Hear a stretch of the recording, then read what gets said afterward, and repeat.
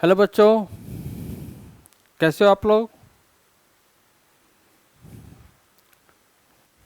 तो आज मैं तुम्हें कुछ फ्यूचर प्लानिंग और आगे का रोड मैप के बारे में बात करूंगा कि हमें नीट 2025 एंड 2026 की तैयारी कैसे करनी है।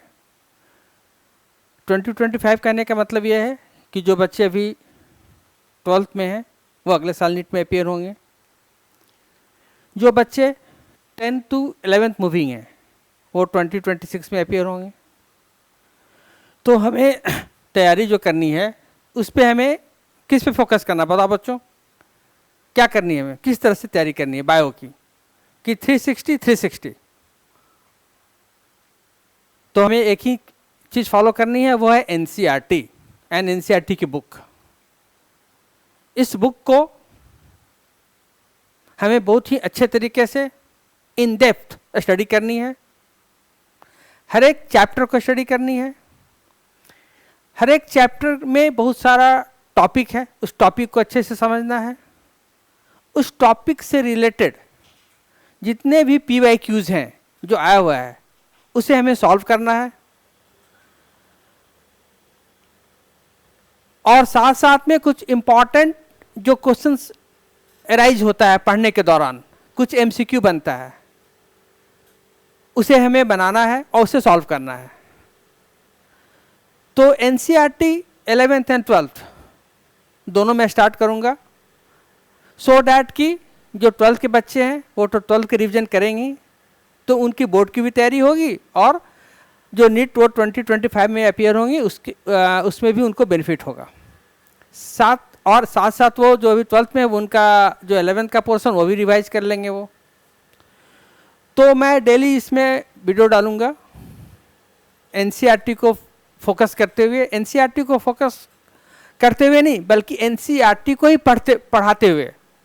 NCERT के PDF से मैं पढ़ाऊंगा, NCERT के डायग्राम को दिखाऊंगा, साथ साथ जो टॉपिक कराऊंगा उसका फिर क्वेश्चंस भी लगाना है, दोनों तरह का क्वेश्चंस जो ऑलरेडी नीट में आ चुका है उस टॉपिक से उसे करना है, साथ साथ कुछ एक्स्ट्रा क्वेश्चंस MCQ जो बनता है जो अराइज होता है उस टॉपिक से उसे भी हमें करनी है सो डैट कि हम ग्रेजुअली पूरे सिलेबस को अच्छी तरह से कर लें।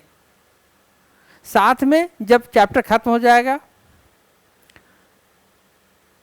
तो फिर हम लोग इसके क्विक रिवीजन मतलब वन शॉट करेंगे फिर से सो डैट कि फिर से वो सारे माइंड में रिफ्रेश हो जाए। तो इस तरह का कुछ हमें आगे की तैयारी करनी है, कुछ सोच के हमने इस तरह से एक प्लान किया है सो डैट कि तुम लोग उसका मैक्सिमम बेनिफिट उठाओ। NCERT को मैक्सिमम क्या 100% फॉलो करना है, साथ साथ MCQ NCERT से रिलेटेड ही बनाना है।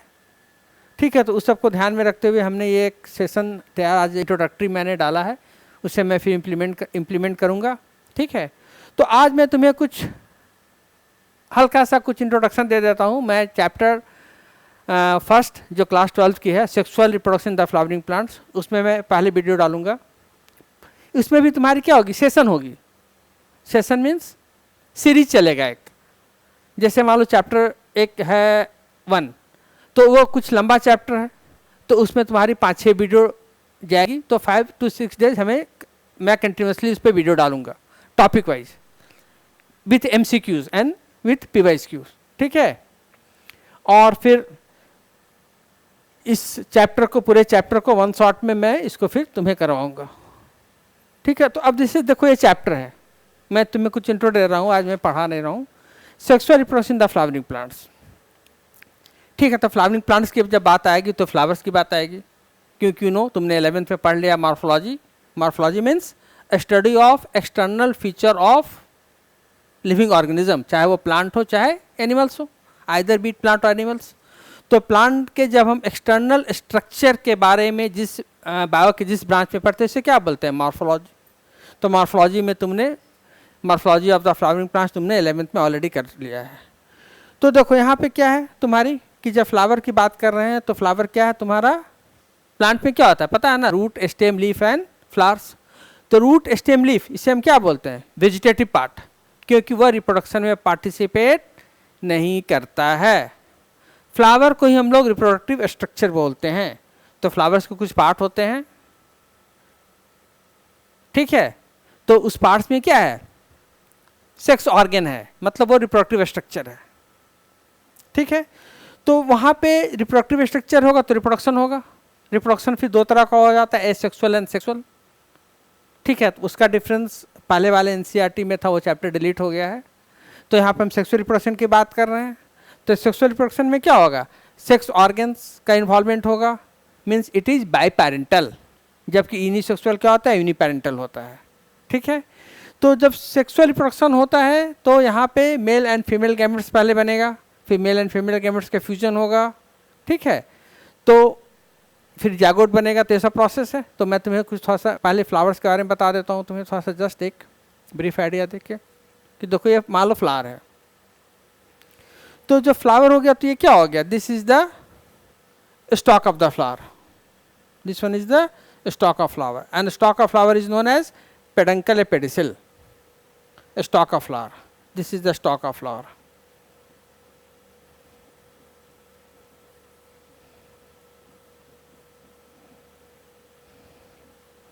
को क्या बोल देते हैं, पेडिसिल। यही पेडिसिल्स आगे जाके सॉलिन हो जाता है। देखो सॉलिन हो गया, इसे क्या बोलते हैं, थैलेमस या रिसेप्टिकल, रिसेप्टिकल या थैलेमस, ओके। मैं तुम्हें दिखाऊंगा एनसीईआरटी के 12th वाले चैप्टर में भी सेम चीज़ है। और इसी थैलेमस में फ्लावर का चारों पार्ट, फ्लावर्स में 4 वर्ल्स होते हैं, ठीक है, वो फर्स्ट अरेंजमेंट होता है, ठीक है। कौन कौन सा, sepal, petal, this is the male part स्टेमन, इसके फिर 2 पार्ट हो गए तुम्हारा, anther, this is the anther and this is the filament. ये तुम्हारा फीमेल रिप्रोडक्टिव पार्ट है जिसे पिस्टिल बोलते हैं। इसमें 3 पार्ट हो गया, ovary, style and stigma, this is the stigma, जहाँ पे पॉलिनेंस का लैंडिंग होता है। इस प्रोसेस को हम लोग बोलते हैं पॉलिनेशन, ओके। तो चलो मैं देखता हूँ तुम्हें यहाँ पे, मैं कुछ बताता हूँ तुम्हें ये कि यहाँ पे ये फ्लावर्स के सेक्सुअल रिप्रोडक्शन में कौन कौन से पार्ट इन्वॉल्व होंगे, ठीक है। तो चलो मैं तुम्हें यहाँ पे कुछ बता देता हूँ फ्लावर्स के पहले पार्ट्स ऑफ द फ्लावर। तो there is usually 4 parts in a flower, parts of flower, parts of a typical flower,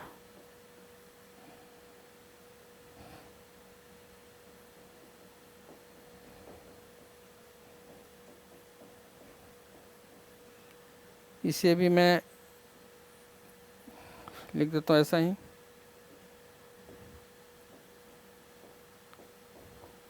parts of a typical flower. तो देखो फ्लावर में कितने पार्ट्स होते हैं, there are mainly 4 whorls in a flower. Outermost whorl को हम लोग बोलते हैं, क्या बोलते हैं बताओ बच्चों, आउटर मोस्ट को बोलते हैं, वर्ल्ड को, पूरे वर्ल्ड को बोलते हैं कैलिक्स।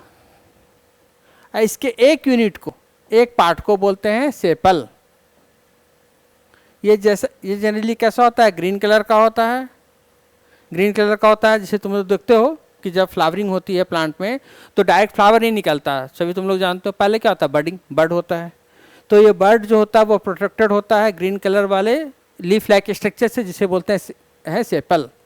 तो ये इसका काम क्या हो जाता है, protect the bird, protect the bird. किसका काम बताओ, सेपल का। सेकेंड पार्ट जो है फ्लावर का, इसे तुम जानते हो ऑलरेडी, तुम लोग जान रहे हो, तो मैं जस्ट इसे तुम्हें रिकॉल करवा दे रहा हूँ। Second part, second world is the Corolla. इसके एक यूनिट को क्या बोलते हैं बताओ, पेटल। इसी पेटल्स के चलते फ्लावर्स में कलर होता है, flower is colour due to this petal. Flower का क्या हो रहा है, कलर हो रहा है। मीन्स अगर पिंक रोज है तो पिंक कलर का पेटल्स है, रेड है तो रेड कलर का है, येलो है तो येलो कलर का है। तो that means petal is responsible for flower colour. And petal में क्या होता है, कुछ सुगंध भी है, फूल में कुछ खुशबू भी होती है। तो उसी कलर और खुशबू के चलते इंसेक्ट्स जो है वो फ्लावर्स के तरफ अट्रैक्ट होते हैं और वो पॉलिनेशन में हेल्प करता है। तो यहाँ पे पेटल्स का मेन काम क्या हो गया, help in the pollination, helps in pollination. Pollination भी वर्ड जानते होगे तुम लोग, जिसको हम लोग हिंदी में परागन बोलते हैं। मतलब पॉलन ग्रेन का transfer from anther to the stigma is called pollination. Third part is important part. ये फर्स्ट जो पार्ट है वो फ्लावर के में किसी तरह के रिप्रोडक्शन में हेल्प नहीं कर रहे हैं।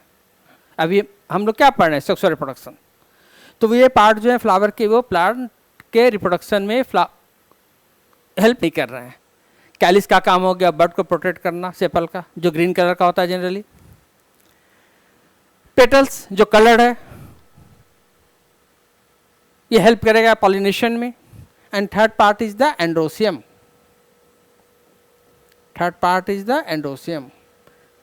This is the male reproductive organ of flower. Male reproductive organ या male reproductive structure of flower, organ of a flower. कौन से पार्ट बताओ बच्चों? एंड्रोसियम। ठीक है, यहां पे एंड्रोसियम के एक यूनिट को हम लोग क्या बोलते हैं? स्टेमेन। ये मेल रिप्रोडक्टिव स्ट्रक्चर है फ्लावर का। ये जो स्टेमेन होता है इसमें जनरली क्या होता है बताओ, याद आ रही है? स्टेमेन में इस तरह का स्ट्रक्चर हो जाता है। यहाँ पे एंथर है, this is the anther and this is the filament. This is the filament. इसी एंथर के अंदर बहुत सारे पॉलन ग्रेन्स प्रोड्यूस होंगे। मैं अभी शॉर्ट में बता रहा हूँ, डिटेल में भी बताऊंगा कि एंथर में 2 लोब होते हैं, इसलिए एंथर को क्या बोलते हैं? बाइलोब्ड। Bilobed anther. और इसी एंथर के अंदर में माइक्रोस्पोरेंजिया होगा, सैक लाइक स्ट्रक्चर होगा, इसे पॉलन सैक बोलेंगे, और उसके अंदर पॉलन ग्रेन्स का फॉर्मेशन होगा। ये पॉलन ग्रेन्स रिलीज करेगा। ये पॉलन ग्रेन एंथर के अंदर क्या होगा? पॉलन ग्रेन्स बनेगा और ये पॉलन ग्रेन्स रिलीज होगा, और ये पॉलन ग्रेन्स क्या बनाता है? Male gamete. Male gamete. तो देखो सेक्सुअल रिप्रोडक्शन में मेल एंड फीमेल गैमेट का बनना जरूरी है। तो मेल गैमेट कहाँ बन गया तुम्हारा? एंथर में, स्टेमेन का पार्ट में। इसी तरह से क्या हो जाएगा तुम्हारा? फोर्थ पार्ट जो गया फ्लावर का हो जाएगा गायनेशियम। गायनेशियम। इसके एक यूनिट को क्या बोलते हैं बच्चों बताओ? कार्पेल या पिस्टिल। कार्पल और पिस्टिल। ओके, अब इस पिस्टिल एंड कार्पेल के 3 पार्ट होते हैं। कौन कौन? This is stigma,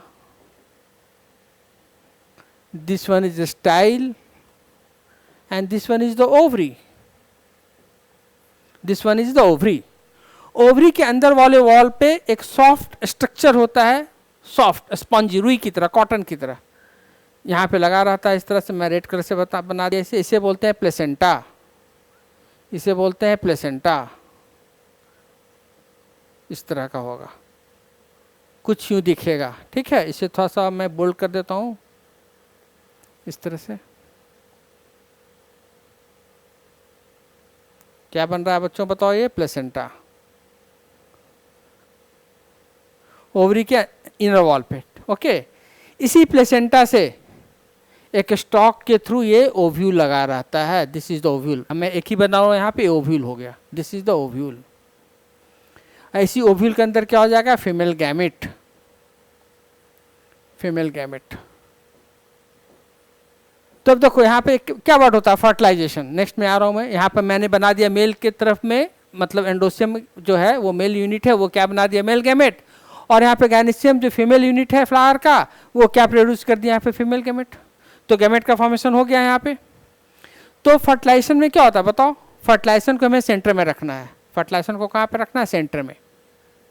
fertilisation. Fertilisation means fusion of male and female gametes. Fusion of male and female gamete को फर्टिलाइजेशन बोल रहे हैं। तो फर्टिलाइजेशन के पहले वाला इवेंट्स क्या हो जाएगा? Pre fertilisation events. Pre fertilisation events होगा ना। और फर्टिलाइजेशन के बाद क्या हो जाएगा? Post fertilisation.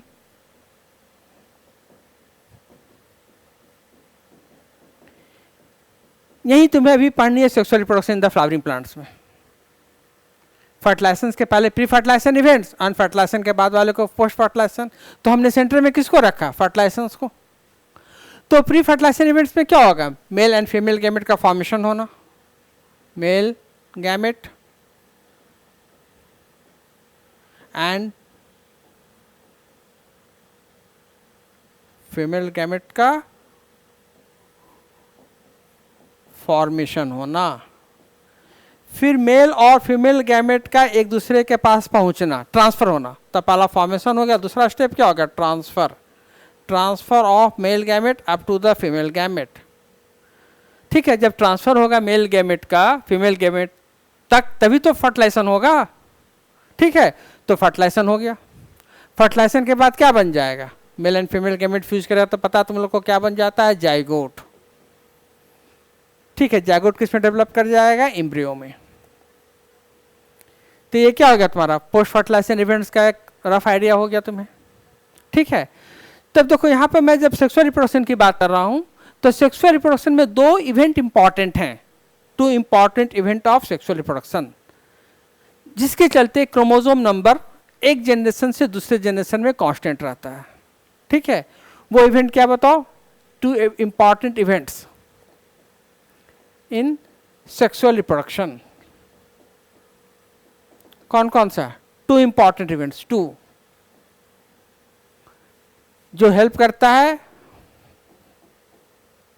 Helps in maintaining constant chromosome number, maintaining constant chromosome number, constant chromosome number from one generation to next generation,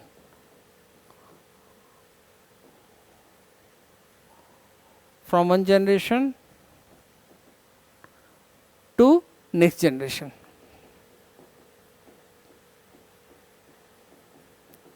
ठीक है, मतलब क्या हुआ कि क्रोमोसोम नंबर, क्रोमोसोम जानते हो डीएनए होता है, वही कैरेक्टर कैरी करता है, तो वो नंबर जो होता है क्रोमोसोम का वो कांस्टेंट होता है हर एक स्पीसीज में, चाहे वो प्लांट हो चाहे एनिमल हो। फॉर एग्जाम्पल अगर हम लोग हैं 46 क्रोमोसोम नंबर, हमारे बॉडी में 2n=46 है, ये पता तुम लोग को। तो पहले जनरेशन में भी 46 था और आगे आने वाले जनरेशन में भी 46 रहेगा, मतलब क्रोमोसोम में वेरिएशन नहीं है। तो वो कैसे होता है? वो होता है due to meiosis and fertilisation, meiosis and fertilisation. तो टू इंपॉर्टेंट इवेंट जो हो गया यहाँ पे, ये क्या हो गया? First one is the meiosis and second one is the fertilisation. वो कभी ना कभी होगा, मियोसिस एंड फर्टिलाइजेशन, तभी तुम्हारा सेक्सुअल रिप्रोडक्शन का स्टेप पूरा होगा। जैसे एग्जांपल में ले लो, मैं बता देता हूँ यहाँ पे एग्जांपल में ले लो, ह्यूमन बीइंग का एग्जांपल ले लो। ह्यूमन बीइंग में मेल है, ह्यूमन बीइंग का मेल में 2n= क्या है? 46। फीमेल में भी क्या है? 2n=46। During sexual reproduction gamete का फॉर्मेशन होगा ना, यहाँ पे क्या बनेगा? मेल गैमेट या स्पर्म। तो यहाँ पे क्रोमोसोम क्या हो जाएगा? एन। एन क्यों होगा? क्योंकि यहाँ पे एक सेल डिवीजन हो रहा है, मियोसिस, जिसे हम लोग रिडक्शनल डिवीजन भी बोलते हैं। रिडक्शनल डिवीजन क्यों बोल रहे हैं इसको? क्योंकि यहाँ पे क्रोमोसोम घट के हाफ हो रहा है, chromosome number gets reduced to half, so that in the male gamete or germ cells the chromosome becomes n=just 23. In the same part, same way, the female also have the chromosome number 46, means diploid condition is 46. During the process of gametogenesis, during the process of gametogenesis, or in the female it is better known as oogenesis. Oogenesis, in this case the chromosome number in the female gamete, or we can simply say that it is ova, the chromosome number gets reduced to half. Again the same process is taking place here. What is the process? Meiosis, due to which the chromosome number in the female gamete gets reduced to half, means become half as compared to the original cell, this one.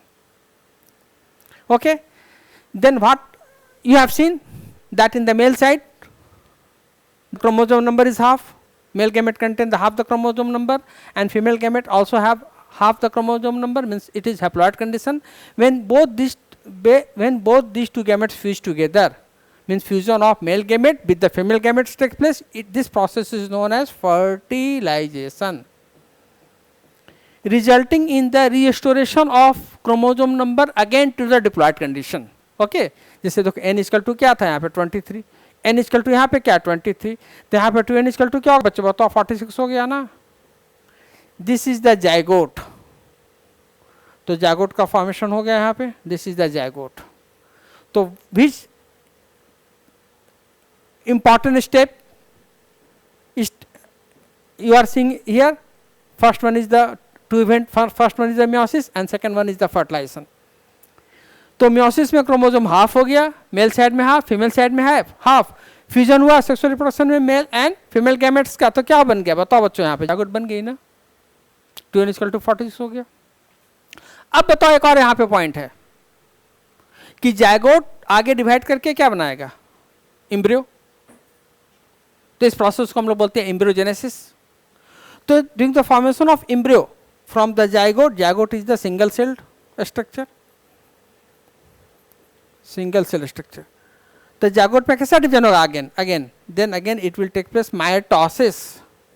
Mitosis means one cell will divide and form the two cell, and in both the two cell the chromosome number will be same as compared to the mother cell. So again such type of so many division takes place, so there will be result in the formation of multicellular embryo. बहुत सारे sales होंगे एक embryo में, इसे क्या बोलेंगे multicellular embryo. ठीक है, तो इस तरह से एक प्रोसेस चलता रहता है. तो इसमें हमने क्या देखा कि मेयोसिस और फर्टिलाइजेशन जो है दो इंपॉर्टेंट इवेंट है सेक्सुअल रिप्रोडक्शन का. एसेक्सुअल रिप्रोडक्शन वो नहीं होगा. एसेक्सुअल रिप्रोडक्शन हम लोग जो वर्ड यूज करते हैं वो जनरली किसके लिए यूज करते हैं बताओ, एनिमल्स के लिए. प्लांट पे हम लोग एसेक्सुअल रिप्रोडक्शन के अगर हम लोग यहाँ पे डिवाइड कर दें, सेक्सुअल एसेक्सुअल रिप्रोडक्शन को डिफरेंस कर दें, तो एसेक्सुअल रिप्रोडक्शन में क्या हो जाएगा, there is no involvement of sex organs asexual reproduction में. मीन सिंपली बोल सकते हैं it is uniparental. Uniparental just मैं तुम्हें कुछ ये ब्रीफ आइडिया दे रहा हूँ जस्ट एक कंसेप्ट के लिए. सेक्सुअल रिप्रोडक्शन में डिफरेंस क्या हो जाएगा, पहला बताओ इट इज बाय पैरेंटल. ठीक है, इसमें क्या हो जाएगा, नो मियोसिस एंड फर्टिलाइजेशन. ना तो मियोसिस होगा ना फर्टिलाइजेशन होगा. No meiosis and fertilisation. यहाँ पे तो ये होगा ना meiosis and fertilisation take place. यही तो दो की इवेंट्स है सेक्सुअल रिप्रोडक्शन का, meiosis and fertilisation, due to which the chromosome number remains constant from generation to generation. अगर ऐसा नहीं होता तो कोई भी लाइफ अर्थ पे संभव नहीं होता. अगर क्रोमोसोम नंबर कांस्टेंट नहीं होता एक जनरेशन से दूसरे जनरेशन में, तो मियोसिस एंड फर्टिलाइजेशन किसका इंपॉर्टेंट फीचर्स हो गया, सेक्सुअल रिप्रोडक्शन का. तो मियोसिस एंड फर्टिलाइजेशन होगा. तो हमने अभी देखा कि जो डिप्लॉयड ऑर्गेनिज्म है इसमें मियोसिस गैमेट बनने के समय हो रहा है. अगर तुम प्लांट की याद करोगे, रिकॉल करो 11th वाली में, तो जो प्लांट हैप्लॉयड होता है, जैसे अलगी हैप्लॉयड है, तो उसमें सेक्सुअल रिप्रोडक्शन भी होता है. तो उसमें गैमेट बनने के समय में नहीं होगा, गैमेट हैप्लॉयड रहेगा. गैमेट बनने के बाद में फर्टिलाइजेशन होगा, इसके बाद मियोसिस होगा. तो उसमें उल्टा चलता है. हमारे बॉडी में क्या चलता है, पहले मियोसिस देन फर्टिलाइजेशन. लेकिन हैप्लॉयड प्लांट बॉडी जो है प्लांट का, ठीक है, इसमें पहले क्या होगा फर्टिलाइजेशन देन मियोसिस. जैसे ऐसे समझ लो तुम, यहाँ पर मैं एक एग्जांपल देता हूँ कि अलगी का अलगा ले लो, इसका प्लांट बॉडी क्या है, हैप्लॉयड है. याद होगा तुम्हें जस्ट रिवाइज कर देता तो हैप्लॉयड है. हैप्लॉयड में क्या हो गया एन, ये गैमेटोफाइट स्टेज होता है. ये यहाँ पे male gamete and female gamete form करेगा, male gamete and female gamete. Male gametes में एंथ्रोजोइट्स एंड यहाँ पे फीमेल गैमेट बन गया. तब देखो यहाँ पे मेल और फीमेल गैमेट बनने के समय में मियोसिस नहीं हो रहा क्योंकि ऑलरेडी ये एन है. तो यहाँ पे एन हुआ, यहाँ पे एन हुआ. अब देखो दोनों का क्या हो गया, फ्यूजन होगा. तो क्या हो गया, दिस इज द फर्टिलाइजेशन. तो क्या बन गया, जाइगोट. तो जाइगोट क्या होगा, 2n हो गया ना. अब इस 2n में क्या हो जाएगा, मियोसिस. मियोसिस से क्या हो जाएगा, हैप्लॉयड स्पोर बनेगा, हैप्लॉयड स्पोर्स बन जाएगा. और इस हैप्लॉयड स्पोर क्या बना देगा, हैप्लॉयड प्लांट बॉडी बना देगा. ठीक है, तो देखो यहाँ पर क्या हो रहा है, यहाँ पे पहले क्या हो रहा है, फर्टिलाइजेशन देन मियोसिस, यहाँ पे देन मियोसिस. देखो जो मैंने बताया, इसे बोलते हैं हैप्लॉन्टिक लाइफ साइकिल. अलगी में होता है हैप्लॉन्टिक लाइफ साइकिल. क्योंकि इसमें हैप्लॉइड फेज जो होता है, हैप्लॉइड फेज को हम लोग बोलते हैं कौन सा फेज पता है ना, गैमेटोफाइट ज़्यादा डोमिनेंट होता है, और यहाँ पे जो स्पोरोफाइट फेज होता है जिसे हम 2n बोलते हैं वो कम ड्यूरेशन का होता है, वो केवल जाइगोट तक ही सीमित है, यहाँ तक 2n यहाँ तक सीमित है। समझ में आई बात नहीं, इसको तुम हटा दो यहाँ से, यहाँ तक रखो। This is the only sporophyte phase of the life cycle. ठीक है, तो ये कुछ कंसेप्ट है जो मैंने तुम्हें दिया आज रिप्रोडक्शन, सेक्सुअल रिप्रोडक्शन का इवेंट्स के बारे में, कि 2 इंपॉर्टेंट इवेंट्स हैं, मियोसिस और फर्टिलाइजेशन। तो देखो एनसीईआरटी में भी यही चीज़ है तुम्हारा। पहले क्या है तुम्हारा, प्री फर्टिलाइजेशन है, स्ट्रक्चर एंड इवेंट। कि प्री फर्टिलाइजेशन स्ट्रक्चर में क्या होगा, तो हमने बताया कि प्री फर्टिलाइजेशन स्ट्रक्चर में क्या क्या हो जाएगा, बोलो। ये सब प्लांट का पार्ट है जिसे मैं अगले क्लास में डिस्कस करूँगा। ठीक है, प्री फर्टिलाइजेशन स्ट्रक्चर में हो जाएगा तुम्हारा कौन कौन सा, बताओ। देखो स्ट्रक्चर एंड द इवेंट, तो ये हो गई तुम्हारी कौन सी, एंथर। देखो एंथर हो गया ये सब, स्टेमेन स्ट्रक्चर हो गया, इसके अंदर पॉलिन ग्रेन्स बना। ठीक है, इसी तरह से यहाँ पे पॉलिन ग्रेन्स में क्या बनेगा, मेल गैमेट बनेगा, पॉलिन ग्रेन्स रिलीज हो रहा है, मेल गैमेट बनाएगा। तो ये सब मैं अगले क्लास में डिस्कस करूँगा, तो इसको एक बार रीडिंग करके रखना तुम लोग, पढ़ना, तो मैं फिर बताऊँगा इससे तुम्हें। फ्लावर का sexual reproduction of flowering plants, फिर पॉलिन ग्रेन क्या होता है। ठीक है, फिर पॉलिन ग्रेन्स के अंदर के थ्रू मेल गैमेट का फॉर्मेशन होता है। तो ये सब टॉपिक पे हम लोग फिर डिस्कशन करेंगे, या फिर मैं डिटेल में बताऊंगा। ये पिस्टिल हो गया, कार्पेल हो गया। ठीक है बच्चों, देखो ओव्यूल बन गया, मेगास्पोरोजेनेसिस होगा, तो ये सब डिटेल फिर हम लोग पढ़ेंगे। नेक्स्ट क्लास से स्टार्ट करूंगा मैं, तुम्हें एक डिटेल फिर बताऊंगा। आज मैंने कुछ तुम्हें एक इंट्रो दिया शॉर्ट में, फ्लावर्स से बोलते हैं, इसमें कितने पार्ट्स होते हैं, मेल फीमेल पार्ट क्या है, तो ये सब एक बार जस्ट मैं रिकॉल कर दिया, सो डैट कि तुम आसानी से चैप्टर को ग्रास्प कर सको।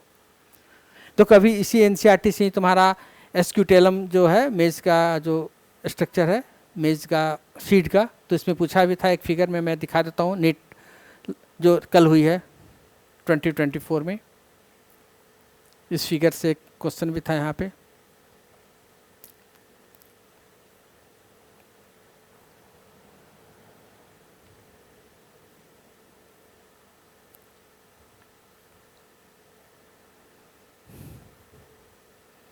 देखो ये वाली,